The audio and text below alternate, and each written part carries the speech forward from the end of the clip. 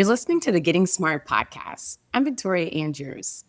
Over the last few years, we've talked a lot about AI and what that means for leaders, educators, and learners, and what they need to know and what they need to be able to do.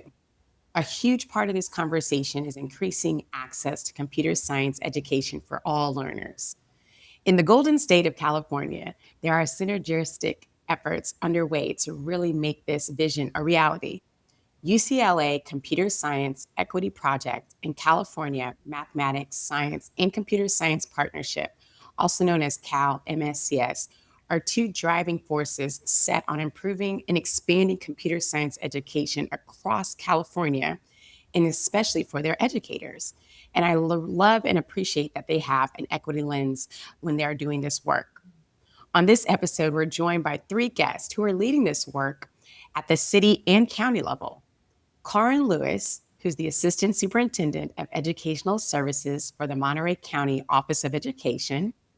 Rod Garcia, who is the Cal MSCS Computer Science Content Lead and Steering Team Co-Chair in Computer Science and Digital Learning Program Coordinator. And Dr. Sharisa Chan, co-lead from UCLA Center X and represents the UCLA Computer Science Equity Project. How's everybody doing today? Doing great. Yeah, doing nice. I want us to get into the conversation of what each organization is doing and the different innovative ways they're doing it. So, Caryn, can you just share a little bit about how California is leveraging human talent in a new and an innovative way? Yeah, I'm happy to do that. Victoria, thank you so much for including our team in this important topic. We're excited to be here with you today. I think very much like the Getting Smart team and other organizations around the country, California is innovating in many ways and accelerating progress, I would say, through a variety of different professional learning systems. One example of this approach is the work that's taking place through the California Mathematics, Science, and Computer Science Professional Learning Partnership. And of course, that's a mouthful. And so in education, we always have to have an acronym. And so for us, it's Cal MSCS.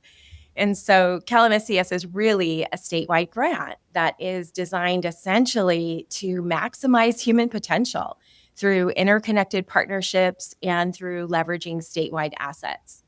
Within our team, it's 3 county offices of education that lead the professional learning work alongside statewide subject matter partners. And county offices of education within the state are under the umbrella of the California County Superintendents. There is an infrastructure that is already in place through these 58 county offices of education, and it's really largely that infrastructure and that design that we leverage this work through. And for the MSCS computer science team, that includes the Monterey County Office of Education and our partners at the UCLA Computer Science Equity Project. So I love that you guys are not working in silos. You guys are capitalizing on this, that there's strength in numbers, and it really does take a village to make something work of this nature in such a great and grand state as California.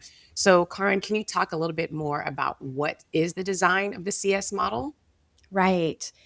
Yeah, today, one of the most important factors that we see impacting educator success is the opportunity for them to be able to upskill or to relearn concepts that support future-ready learning. So we have amazing educators in our classrooms across California, and the great news is that we can learn from each other.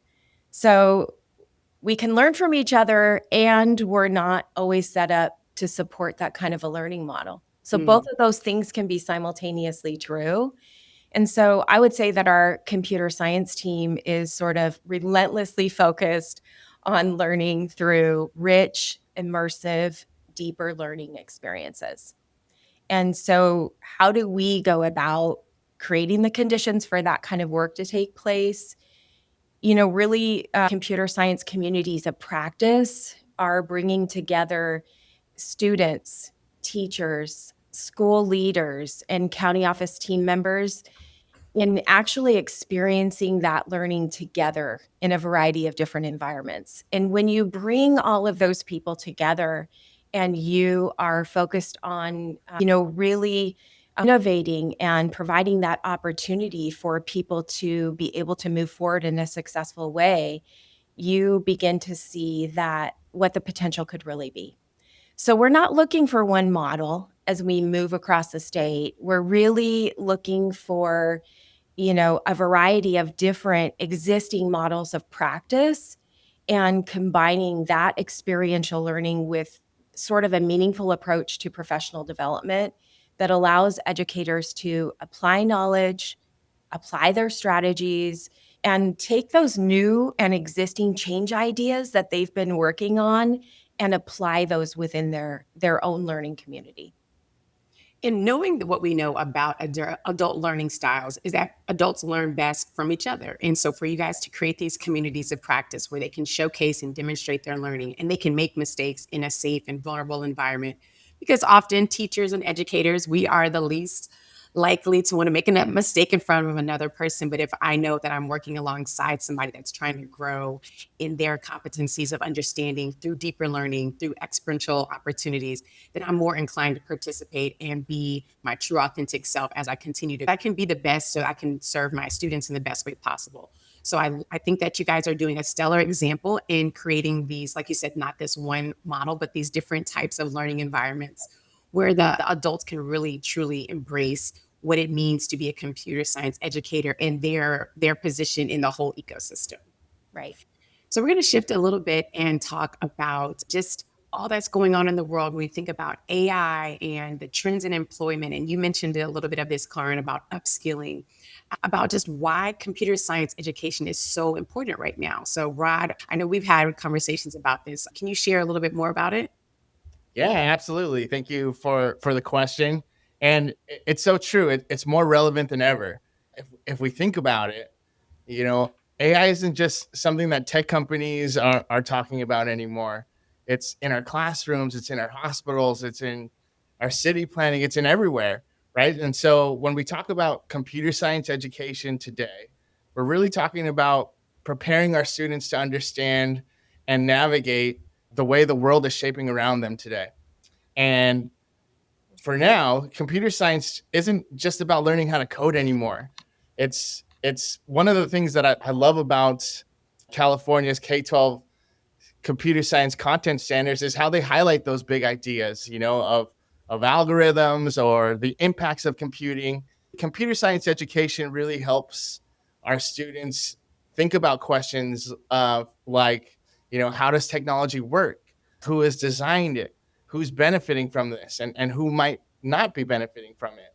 And for me, that's why computer science is so powerful, right? It gives students really tools to solve real world problems, like express themselves creatively, and really think critically about this digital world that is immersing them as they're growing up in it. And the best part is with the MSCS grant, it really gives us the runway or a roadmap to not leave that up to chance, right? We're helping educators across the state bring these ideas into their classrooms in meaningful and focused ways. And that's all communities, whether they're rural or urban. MSCS professional learning partnerships, it helps us really build and support those systems so that every student can engage with computer science and not just as a side subject, as a core part of their education. Mm-hmm.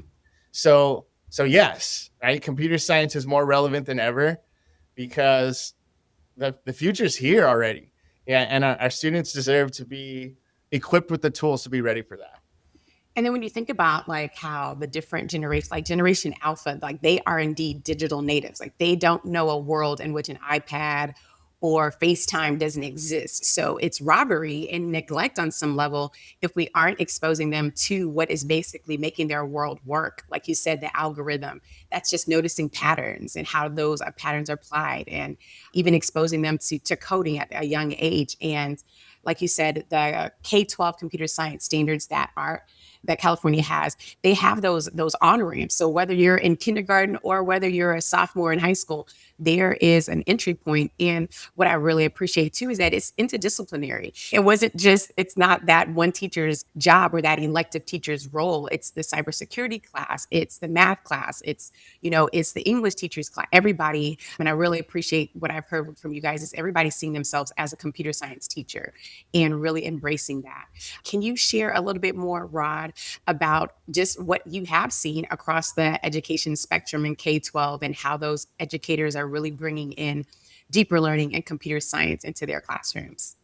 Absolutely. I've been able to observe teachers are really intentional to really think about the impacts of why they're learning what they're learning within computer science, right? So it's not just learn how to write code to write code, right? It's really embodying one of those five core concepts of the computer science standards of the impacts of computing, right? Like why are learning these skill sets essential in an integrated space, whether it's a designated computer science program that they're writing or really just thinking about the technology that is impacting other academic disciplines.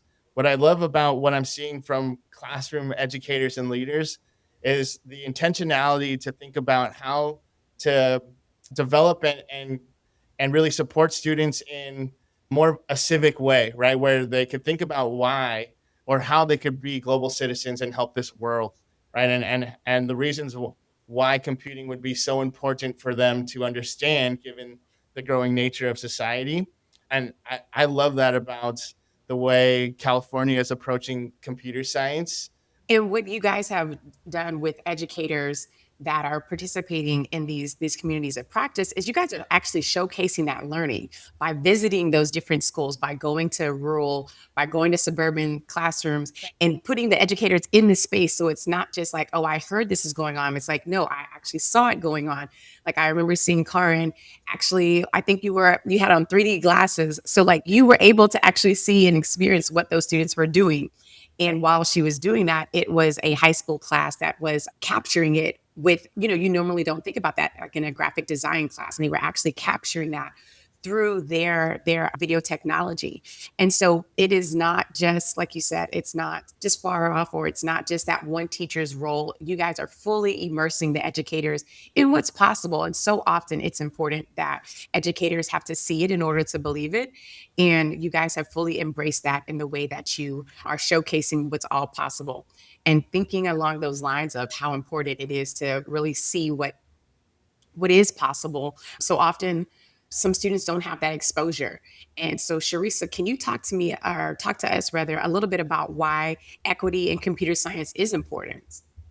Sure, absolutely. I think this is a great time too, and thinking about those immersive experiences and just seeing the different things across the state that are happening and being tailored to students and the needs that they have in the communities in which they live. For us, that's a huge component. I'm a former teacher, and for me, I know that whole equity component is essential, that just getting to know the students and meeting them where they are. Also, as a former administrator, same thing with the staff, getting to know who you're working with and knowing where they're coming from, what they know, what they bring, and what they have access to and don't have access to. So that's a huge component for us. And just thinking about getting computer science into the hands of kids who are historically underrepresented. And we are seeing groups like our young women, our girls are underrepresented in computer science. Some of our boys as well. What we see are mostly white and Asian males who are being represented, but it goes deeper than that. It's not all groups within those either. So just making sure that we're giving everybody a chance to like have a taste of computer science because they might like it. And then also letting them know that it informs the world around us. Like everybody who develops something doesn't always think about everybody else, and it's not their fault either. We need to know that as well. Like they know what they know, but by letting and inviting other voices in of these students that we're working with, we're opening up the playing field for there to be more access for more who think the same way or look the same way or grow up the same way culturally, or even religiously, however, whatever differences we have, but at least there's something for everybody.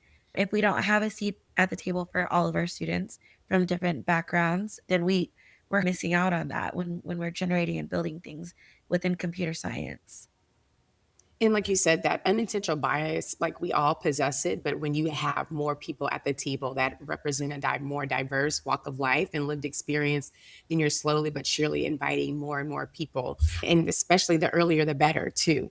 And speaking that you are a former administrator, just even not having the same teachers teach computer science when you guys share that wealth and it is interdisciplinary and you have core content teachers, it's no longer just on the shoulders of that one educator. So even that is a leverage that you guys are making in regards to equity, and just hats off to you and the crew, because that's not easy. Because again, in education, people, we hold things very dear. It's like, I've been teaching this class forever. This is what I do. But when you really empower the educator to let them know that it's not, we don't just want you to be the one person to be the keeper of the knowledge per se, but really bringing others alongside. And Sharisa, the Cal MSCS centers equity not only as a goal of the initiative, but as a connector within all computer science areas. Can you speak real specifically about what are some other ways that you guys have been connecting across California? Absolutely. I want to start with just the whole brainstorming process of each one of our little groups that we have, where we work on these different building blocks and each one of our group members works on a definition of equity and what it looks like within the work that we're working on. So if it's integrated CS, then we're looking at like, what might that look like? How are we like being equitable in our approach, being culturally responsive and things like that. So each one of those core building blocks has their own equity statement, but as a greater group, we all get together and discuss this. And this is something that we've been kind of just we come back to all the time is, hey, what are we doing? How are we meeting these goals that we've set in regard to connecting equity and seeing it? Like when we go out in the field, are we making these connections? Do we see what we want to see? And if we're Mhm. not seeing it, what do we do to adjust? How do we pivot to make sure that, those experiences are being offered not only to the students, but to the staff as well? So, in thinking about our communities of practice, our COPs, we oftentimes have a panel of folks who come up and share their experiences. And it's so important beyond seeing in the classroom. As you mentioned earlier, we learn best from adults. And sometimes it's scary to get out there, especially as a teacher. You're like in your room doing your thing. But when you hear other people doing it and saying how they're approaching things, I think it opens up the field of just like, hey, this is possible. So thinking back to those goals that we work on, that's something that we can look at. Like, how are folks out there are you working towards these goals? Yes, we talked about it. This is our experience and these are our thoughts, but now we know more. So how do we pull in and leverage the information that's being shared by others during these sessions that we're going through and incorporate it into the statements that we've been working on? Like, how do we redefine what we want equity to look like or sound like or feel like when we're out there and about, especially when it comes to computer science education? And speaking of computer science education, and we touched on a little bit about this earlier about just like the necessity of it given trends and upskilling and the number of careers people go through in their life. Do you, Rod and Sharisa, consider AI literacy a part of computer science education? And how do you guys, what are some ways that you guys have approached that? Well, I'll start off. Oh, go ahead, Rod. Go ahead. I see you. Sure, I'll jump in here. So yeah, I do. AI literacy is definitely part of computer science, and that's becoming more and more apparent every day. When I talk to educators and leaders within this Cal MSCS network, there really is a growing realization that students aren't just using the AI; they're being their experience is being shaped by it in so many ways, right? And so through computer science, we have an avenue to help them understand how AI works, what it can do, and just as importantly, what some of the impacts and limits and risks may be, and that's really where the computer science comes in. The California standards include many of those broad concepts that Mm. will help set the expectation on what's being learned there, and those are really the building blocks that the students need to understand so they could start understanding how AI works, right? For instance, how the AI is learning, what kind of bias can creep in, and how it's being used in what they interact with, whether that be social media or high school students who are going into hiring decisions, how that AI is part of their experience is part of the literacy that lives in this computer science space. And when I think about it for educators, it really isn't about becoming an AI expert overnight. Yeah, what I love about the MSCS professional learning grant is that we're really creating spaces for teachers and leaders to explore, AI or explore computer science in an approachable way, and what that might mean in an integrated sense as well, as it relates to their students. So yes, I do think AI literacy is part of computer science, and helping students and educators engage with that in thoughtful ways ensures that our we're learning really future facing concepts that only benefits our world and our students of today. Sharisa, what else did you want to Yeah. add? Thank you. I will add in though, as Rod was speaking, I was just thinking about the work that we're doing with California Math Science and Computer Science, not only with the teachers and the administrators and the students, but also thinking about parents and families. And so Mm. just educating our parents and families. We do work within, our computer science steering committee and beyond within math science, computer science, and family and community engagement. And just seeing how the connections could be made there, but also informing the folks in those areas, just to be aware, especially with AI literacy coming about, because it's not just our students who are going to be impacted, it's their parents. And, how do I, as a mom or dad or whoever, help my child with this and within other orgs that they might be working with. It's just something that we, in CalMSCS, we think about and talk about quite frequently. And that's far from little, that's huge. Like when we think about closing different divides, like technology divides and literacy divides, AI literacy is a potential divide if a parent or a grandparent who also engages, just in the world in general, but if they don't have an understanding, like you were mentioning, Rod, about the patterns, the algorithm, and like you were mentioning, Sharisa, the different unintentional biases that are present, then that divide continues to grow. So to have that mindset of how can we make sure that families and communities are brought alongside in this part of educating is super important and super powerful. Caryn, did you want to add anything to that? I'm just really excited about what both Rod and Sharisa shared in looking at it from the perspective of what are the needs and how do we begin to think about growing those skills and growing the understandings that people need to be able to be successful with that. And that really is through those experiences. So by bringing our families with us, bringing our teachers with us, working alongside students, all of those things, those experiences are really what's shaping those new understandings. You've been doing this amazing work for a while, and I love that you mentioned that it's a coalition of you all, different communities. You guys are making sure that family communities are brought into this work, educators, technology specialists, superintendents, everybody has a voice that they have the opportunity to learn, and then different state leaders and county leaders. So if you had a message to share to leaders in other states about what they can learn from your approach, and what advice would you give to them so they can just get started on their own path? Victoria, I love this question so much. And I feel like it's a question that is really for our greater education community, right? That we all need to be asking each other. Earlier, Sharisa mentioned, approaching this work through the lens of equity. And I think that has to be at the foundation of what we're looking at. Mhm. And one thing I wanted to mention is, you talked about that coalition. And at the very beginning of this grant experience, our larger CalMSCS team and our partners with WestEd, we met with every single county office in the state of California, 58 collaborative meetings to listen to them and learn from them and better understand their needs and really allow that to help shape the work that's taking place in our communities of practice.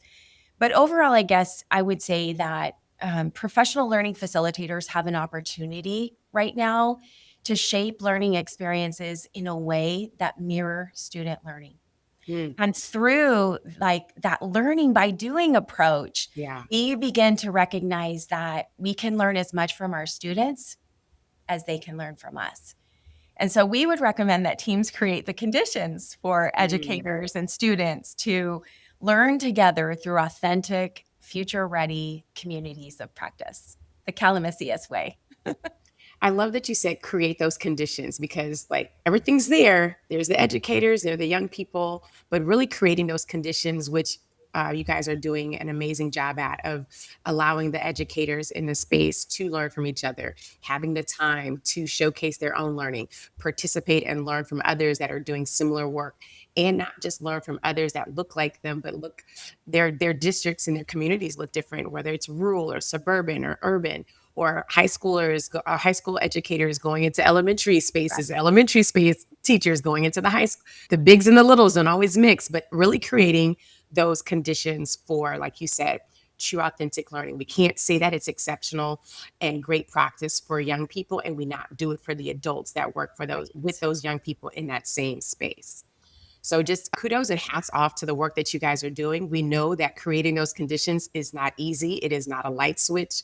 And you guys, like you said, you have a lot of great, amazing people at the table, from campus-based level all the way up to the state level, that are really invested in this work. So we just want to encourage you guys to continue to do the amazing work that you're doing. We want to also just thank you for the learnings that you have shared and encouraging other people to get out there and just create those conditions.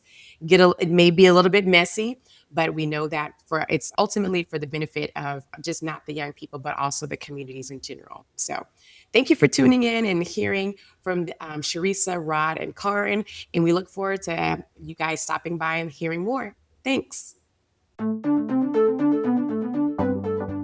Thanks for tuning in to the Getting Smart podcast today.